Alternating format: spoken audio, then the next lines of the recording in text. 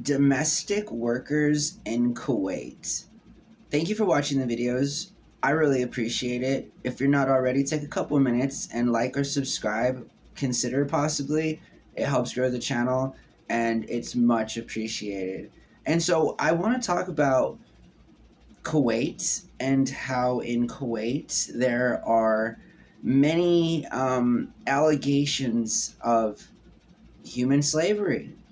And the problem with that is that it is a big no-no as it goes for basic human rights. And so we talk about that a lot on this channel. We talk about human rights. And to be absolutely clear,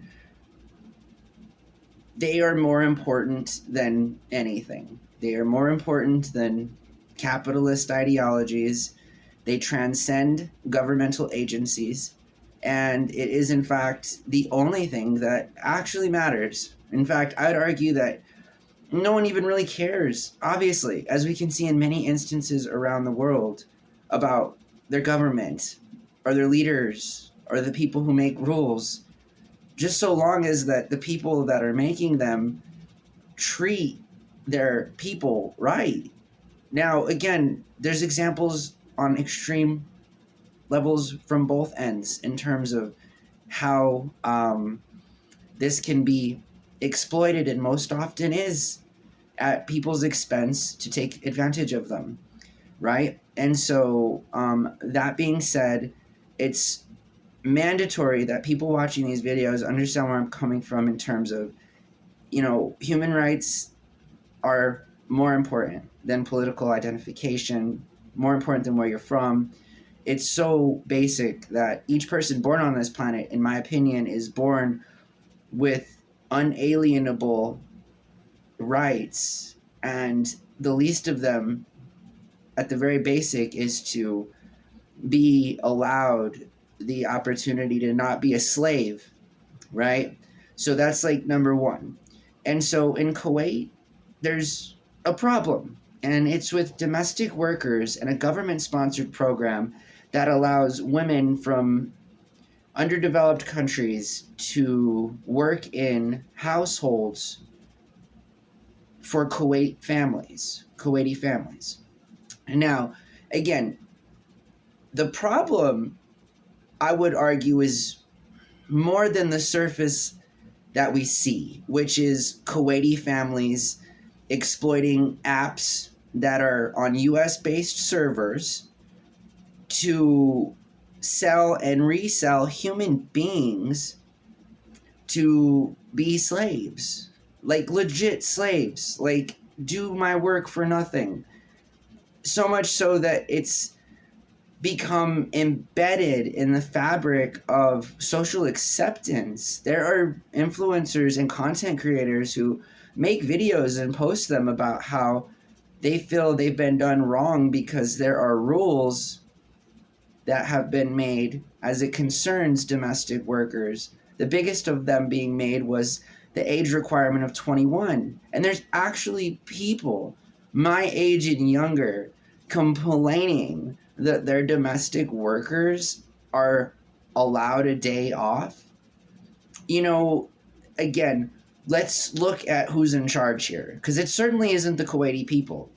It's like in America, right? Who's in charge? It's the government. And if the government in Kuwait is going to allow a state-sponsored policy that allows it to be an incubator and perpetuator of very, very, very terrible behavior, it kind of says what you think about your own people more than it does what you think about others, because you're willing to put your own people in that weird situation, which is to have the option whether or not to buy a person. And, once people are given that opportunity and they hold on to it, they're going to utilize it. And bad or not, obviously really, really bad, but who gives them the keys to utilize this service? Well, it's the Kuwaiti government just as much as it is US based servers that allow for these kinds of apps to exist that target and sell even children as domestic household workers in Kuwait. And so, again, let's really do some digging and try and figure out how to talk about governmental exploits in a reasonable and logical way, because the argument is not to be made for any ideology. Human rights is not an ideology. Human rights should be something that we all are born with, right? And there's a big difference there. And to those content creators in Kuwait who are making videos complaining about people having human rights, you know, if this were in a YouTube video that I'm trying to like make monetized in the future, I would just, you know, absolutely divulge my opinion, right? Simply put, you guys are awful, and you really should consider not taking advantage of non-native speakers to do your dirty work for no money, because that's called slavery. And guess what? Most of the world, those of us that like aren't legit, you know, like slave owners and evil people who want to just take advantage of people, we don't want to be slaves, right? And so we probably shouldn't continue to engage in these behaviors that allow this kind of predatory and inhumane injustice to occur anywhere around the world, right? Much less to a point to where it gets down to some dude in Albuquerque talking about his feelings as it pertains to Kuwait and how it treats its domestic workers.